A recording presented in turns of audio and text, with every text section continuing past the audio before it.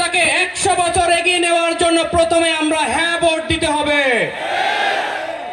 আগামী 12ই ফেব্রুয়ারি 11 দলীয় জোটের যে প্রার্থী অধ্যক্ষ নজরুল ইসলাম, তাকে আমরা দাঁড়িপাল্লা মার্কায় ভোট দিয়ে সংসদে পাঠাতে চাই।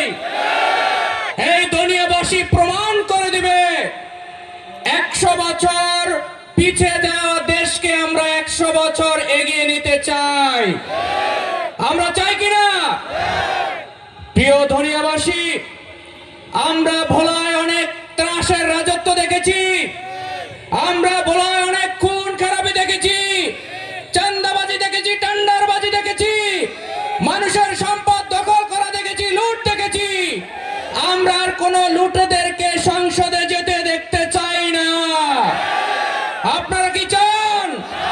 তাহলে আগামী 12 তারিখে অধ্যক্ষ নজরুল ইসলামকে দাঁড়িপাল্লায় ভোট দিয়ে আমরা সংসদে পাঠাতে চাই। প্রিয় ভাইরা আমার, সময় সংক্ষিপ্ততার কারণে আপনাদেরকে আরেকটু কথা বলে শেষ করব। একটি দল 45 জন ঋণ খেলাপিকে সংসদে নিতে চায়। তারা যদি ঋণ খেলাপিকে সংসদে নিতে চায় আর বলে তারা সংসদে গিয়ে তারা দেশের উন্নয়ন করবে, এটা কি ঠিক? আমরা কি কোন ঋণ খেলাপিকে সংসদে যেতে দিতে চাই?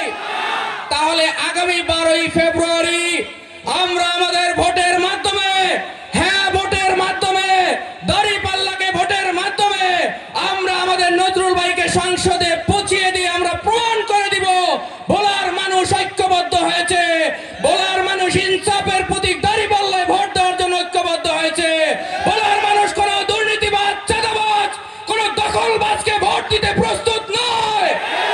আমরা সবাই 12 তারিখে কি দাঁড়িপাল্লায় ভোট দিব?